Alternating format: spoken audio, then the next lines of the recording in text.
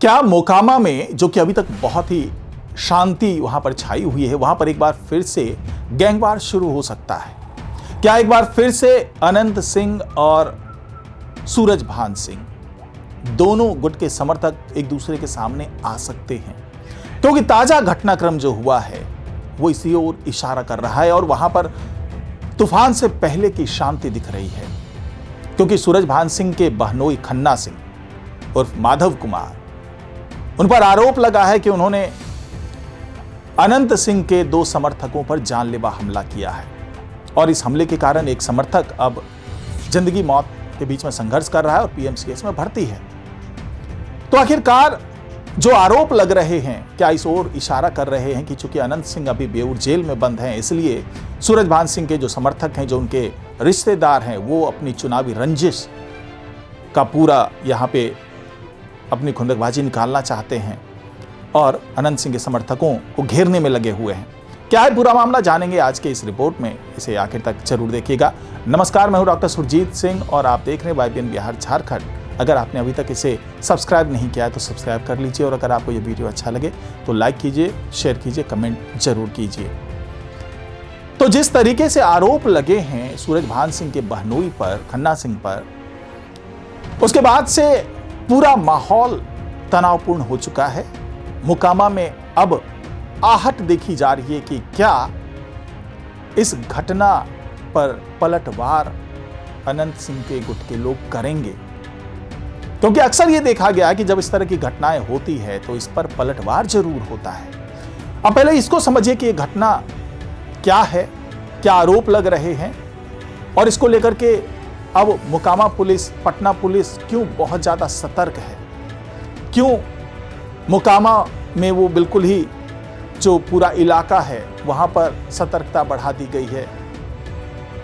तो ये घटना जो हुई मोकामा में वो ये थी कि 2 समर्थक, दोनों भाई, सबसे पहले शोभीर नाम है उस शख्स का जो कि खुद को अनंत सिंह का समर्थक बताते हैं और दुलारचंद यादव हत्याकांड में वो नामजद आरोपी भी हैं। उस पर हमला किया जाता है, जो कि आरोप लगाया शोभीर के भाई अमित कुमार ने कि बिना वजह से, बिना किसी उकसावे के सूरजभान सिंह के बहनोई खन्ना सिंह उर्फ माधव कुमार, वो अपने बेटों के साथ में और अपने कुछ सहयोगियों के साथ में अपहरण कर लेते हैं शोभीर का, उसके साथ मारपीट करते हैं और उसकी जान लेने के उद्देश्य से उसको फांसी पर लटकाने की कोशिश करते हैं। लेकिन उसी दौरान शोभीर किसी तरीके से खुद को बचा करके उसके चंगुल से भाग निकलता है और किसी तरह उसकी जान बचती है। लेकिन वो इस दौरान इतना गंभीर रूप से घायल हो गया कि उसके परिजन उसे लेकर के आनन फानन में पहुंचते पंडारक PHC के पास में। लेकिन वहां के डॉक्टरों ने कहा कि भाई ये इस हद तक घायल हैं कि इनका इलाज यहां नहीं किया जा सकता, आप इसको बाढ़ के अनुमंडलीय अस्पताल लेकर के जाइए। जब वहां पर लेकर के जाया जाता है तो वहां से भी शोभीर को रेफर कर दिया जाता है PMCH। तो PMCH में शोभीर का इलाज चल रहा है, गंभीर रूप से घायल है और आरोप लग रहा है सूरजभान सिंह के बहनोई के ऊपर में। और अमित कुमार जो कि भाई हैं शोभीर के, उन्होंने एक और संगीन आरोप लगाया। आरोप ये कि जब वो अपने भाई को देखने के लिए PMCH जा रहे थे तो पंडारक के पास उनकी गाड़ी पर फिर से हमला हुआ, उन पर जानलेवा हमला किया गया, उनकी गाड़ी पे चढ़ाने की कोशिश की गई, सामने से स्कॉर्पियो, और वो सारे सूरजभान सिंह के समर्थक थे।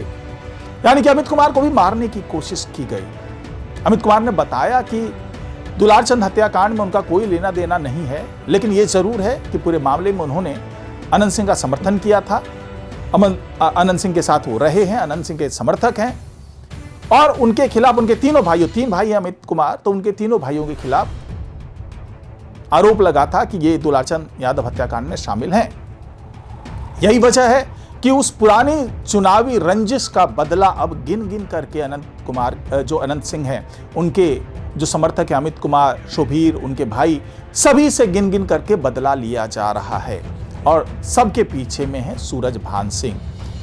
अमित कुमार ने यह भी बताया कि उन दिनों उनके बड़े भाई पर यह आरोप लगा था चुनाव प्रचार के दौरान कि उन्होंने वीणा देवी, जो कि उम्मीदवार थी आरजेडी की और सूरजभान सिंह की धर्मपत्नी रही हैं, तो सूरजभान सिंह की धर्मपत्नी की जो गाड़ी थी उसके कांच को तोड़ने का आरोप, उसकी खिड़की के कांच को तोड़ने का आरोप अमित कुमार के भाई पर लगा था।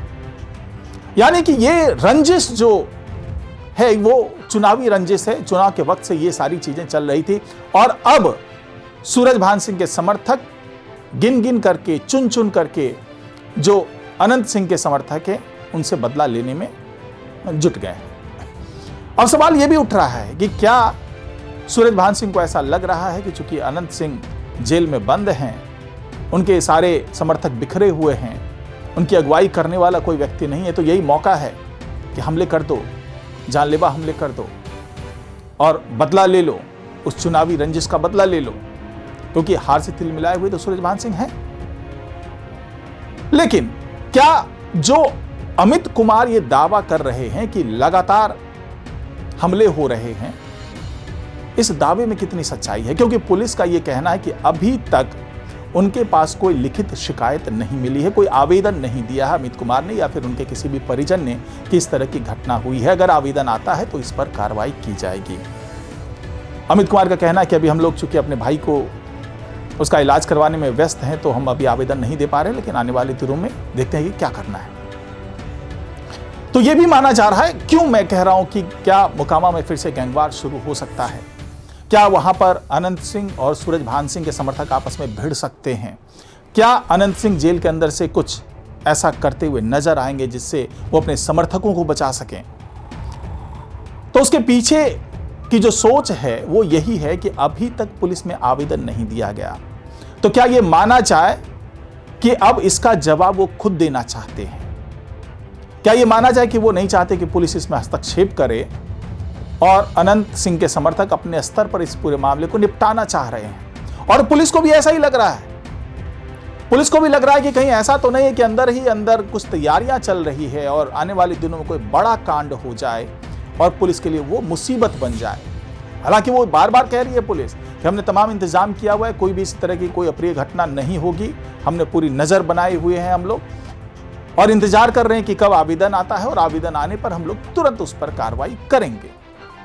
लेकिन क्या वाकई अनंत सिंह के समर्थक आवेदन देंगे या फिर आने वाले दिनों में फिर यह सुनने को मिलेगा कि फिर कोई हमला हुआ है, फिर यह सुनने को मिलेगा कि दोनों गुट के बीच में अब अदावत की जंग चल रही है और एक बार फिर से मोकामा जो है वो गोलियों की तड़तड़ाहट से गूंज उठेगा, मोकामा में फिर से अशांति हो जाएगी, मोकामा में फिर से लोग भागते फिरेंगे, फिर से वहां पर गैंगवार जैसी स्थिति हो जाएगी? क्या इस तरह की कोई स्थिति बन सकती है?